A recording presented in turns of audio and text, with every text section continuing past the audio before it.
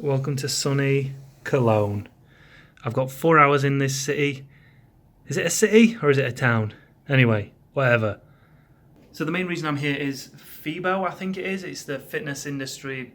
I don't know. It's some sort of expo for the fitness industry. And on show there is the new Veloton.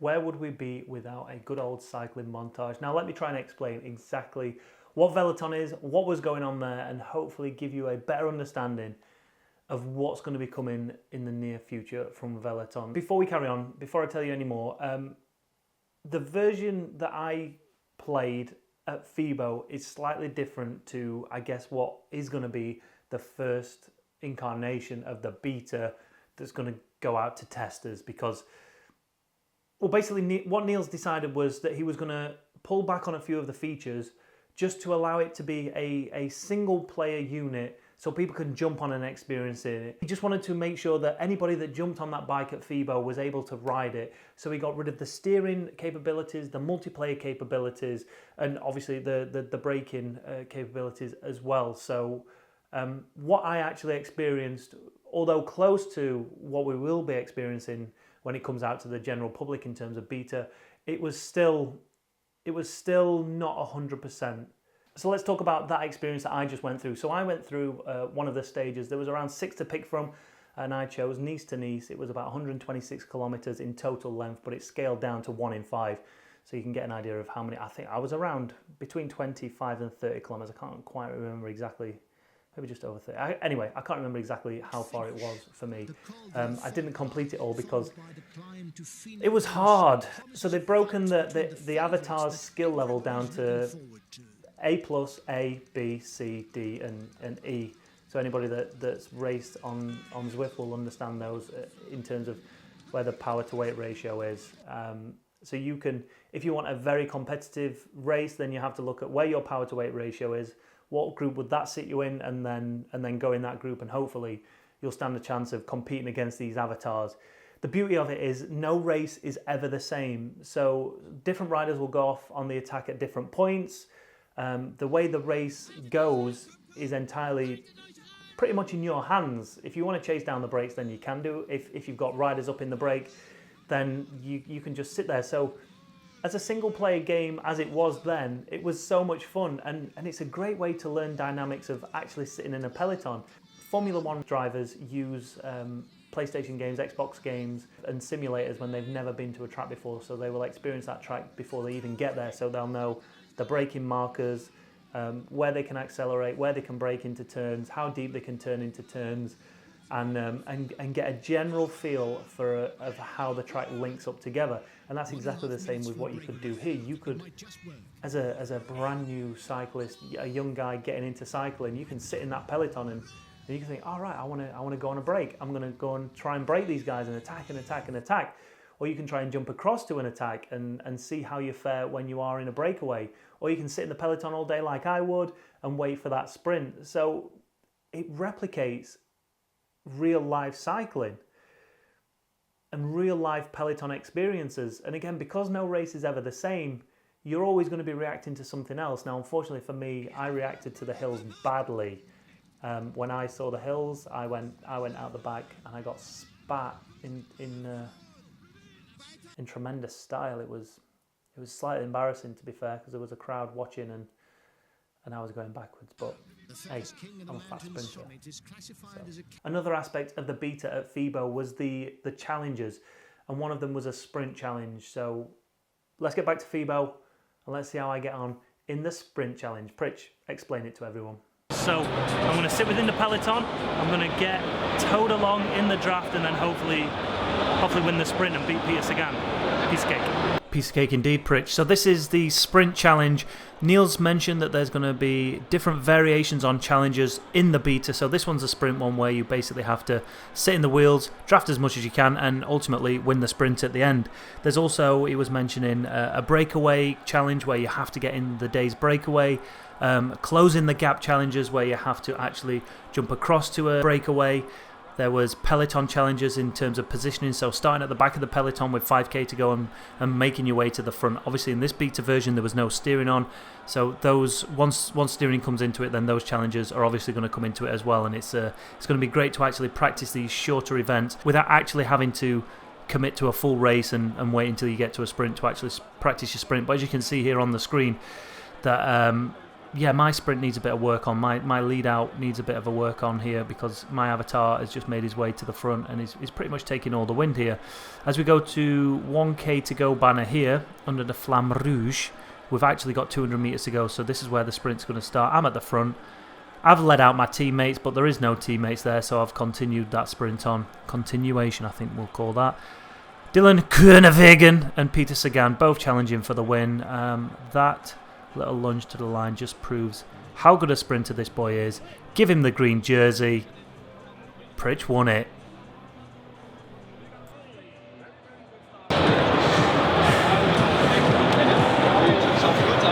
I'm sold.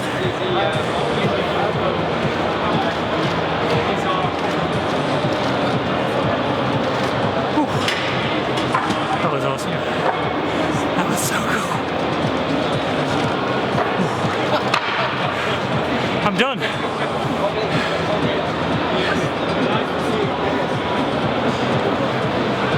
Oh.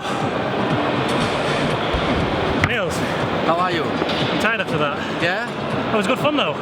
Was it fun? Oh yeah. Yeah? Such good fun. Super. Yeah. We're happy.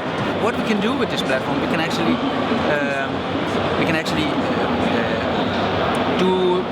pay more attention to the tactics because of the draft. I think you feel it yourself. Oh yeah, definitely, yeah. And when you go in front, you feel it much heavier. Yeah. And the positioning that you cannot pass the other avatars.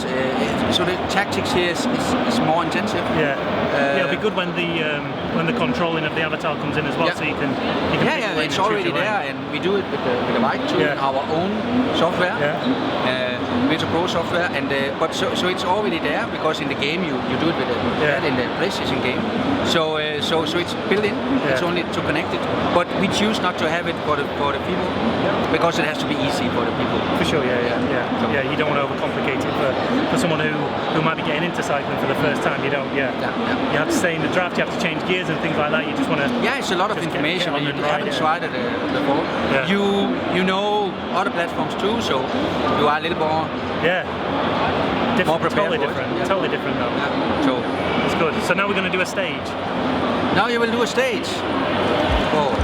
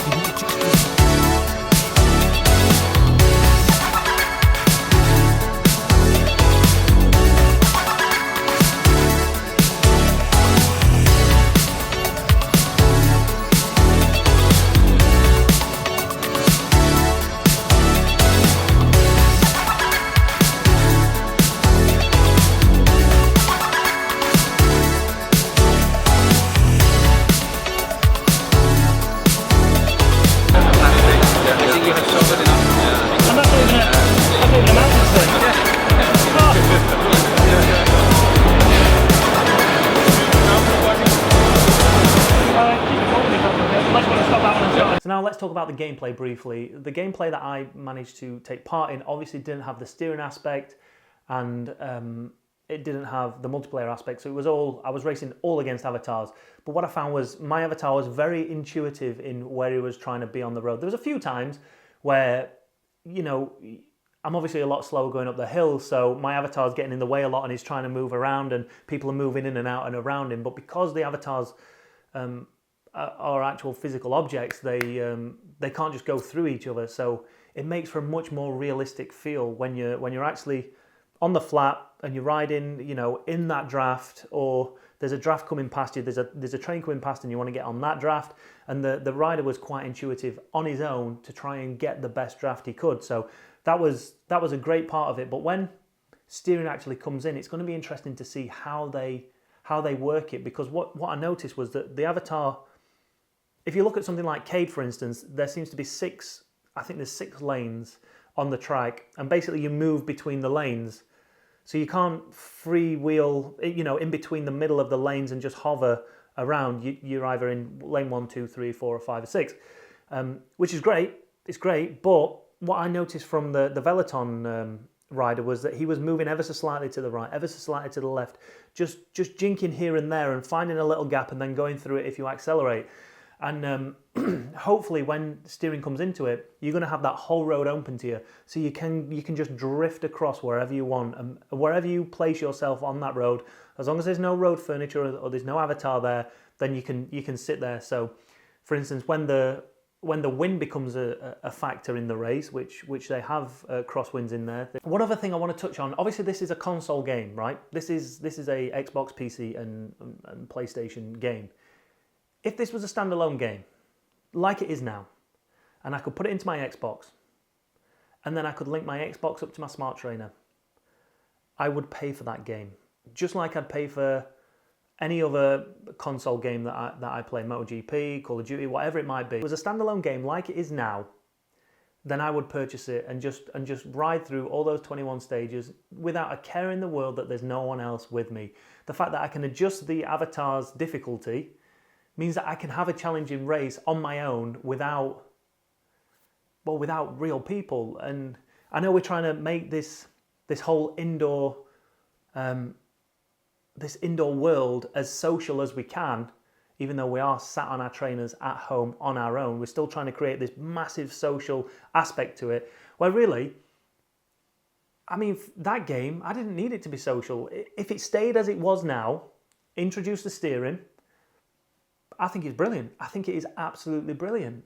And now, before I leave the last words with Niels, I did a short interview with him, and I'm just going to play out some interesting stuff that he said, and hopefully he'll encapsulate everything I've said, and you can hear it from the horse's mouth, and then you can speculate on anything else that he might actually say in that. But one thing I've got to touch on, which everybody always goes on about when they first see any sort of new platform come in, is graphics. Zwift kind of set the bar in terms of graphics, and it appears that if the game doesn't have good graphics, then it's not good enough, where that's clearly not the case. You look at Cade, you see how far that's come, and people will still say the graphics aren't good enough. It's not about Cade today. It's about Veloton and how good those graphics are. See, the difference is Veloton are coming in with years and years and years and years and years and years and years and years of experience and actual games. There's 15 years, maybe between 15 and 20 years of this game being out. So that means they've nailed the process in terms of graphics, how it works, what people want to see, how detailed the graphics need to be, and they've got a back catalogue so huge. Well, 15 years of different Tour de France stages.